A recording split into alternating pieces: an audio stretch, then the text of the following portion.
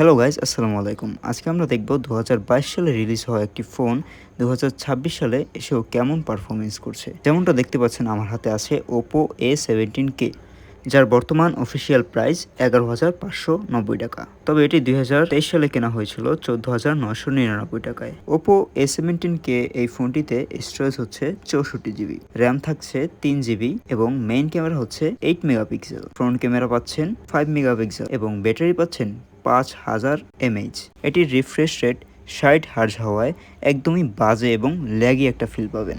এটির 6.56 ইঞ্চির একটি ডিসপ্লে আছে, যা অনেকটাই বড়। By the way, FI media কিন্তু আমাদের চ্যানেল, অবশ্যই সাবস্ক্রাইব করবেন। ড্রোন হামলা, মিসাইল আক্রমণ এবং আধুনিক যুদ্ধ প্রযুক্তি এই যুদ্ধকে করে তুলেছে আরও ভয়ঙ্কর। মধ্যপ্রাচ্যের উত্তপ্ত অঞ্চল গাজা। দেখতেই পেলেন এর ডিসপ্লে কোয়ালিটি এবং স্পিকার দুটোই মোটামুটি ভালো, যা অ্যাভারেজ ফোনই দেখা যায়।